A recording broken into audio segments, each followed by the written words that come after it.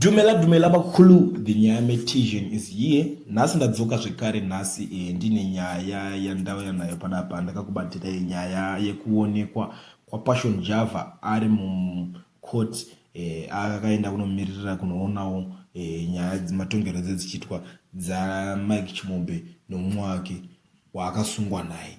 So nyaya iyi iri kuitika ndeyekuti nyaya yana Chimombe nomumwe wake wakasungwa nayo ndakada kuitarisa kuiongorora zvangu. Yes, Passion Java azouya zvake because munhu wekuti vanotamba vese plus kana kuti ungononga vachitoitawo madhiri vese kana kutoba vese because kwatarisa even kumachechi kwaJava kumachinchi vanhu ivavo vaingofamba vese vachingoita zvinhu zvavo vese handiti. But nyaya iri panapa ndakaona maongororero angu andakaita nyaya yekuti why vakomana vakazopedzisira vabatwa vamukati.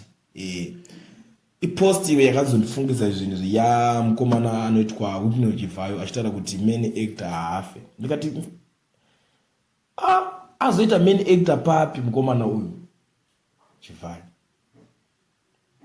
Right, muri Zimbabwe nyaya iripo yakamira kadai so maongorora ndakaita nyaya inini the nyaya metizhe ndinoweka nyaya kunge mates pakati pevakomana 2 vakasungwa ava pamaaudios aya makanzwa akabuda inini zvangu personally ndakaongorora ndikaona kunge panogona kunge pane one wavo ndiani akabudisa maaudios aya. Pakubuda kwemaaudio aya pane mashoko aitaurika mumaaudios iwayo aienda kuzonoexposa vakuru vacho. Saka ipapo pakunoongororwa kwenyaya ndokusaka uyu akuti main actor haafe because ndo vakatanga kumutokonya. Ukatarisa futi imwe video achiti wadena mangwiro wadena shumba otokwinya.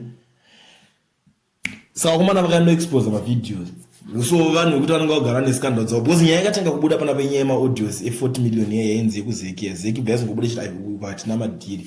Vakomana vabva vatanga kutonzi right kune mbudzi dzenyu dzamakanhigirina dzamakatora hande mukati ndokubatwa kwavakomana inini zvangu personally ndakada kuzvitarisa kanzi vapfana vakajaidzwa because inini ndoona kunge munhu wese anosapotana nenhigirikini kana kuti wese anoita zvekuti inini ndiri bato rakati achitaura bato ravo anenge ane something kahutsotsi kese kanenge anako kanenge kakachengetwa pasaidi. Ukangoita any scandal chete vanobva vatanga kunovhumura. Saka kuti uona kuti pavanenge vachikujoinisa paunojoina team dzacho pepe vanotokusiya uchiita mamwe madhiridhiri vachitoona kuti apo wadedede vobva vakunyararira zvavo kuitira kuti paunoda kuzobuda musaga pepe vanobva vakuhaka because nyaya iyi ichazoita kuti isumuke nhasi kunzonzi vakomana mune nyaya yembudzi dzenyu dzepresidential good scheme chii imi makada kuzvitarisa chii inyaya yemaaudios iwayo. Maaudios acho paitaurwa nezvei ende maaudios acho why akamataura asina kusungwa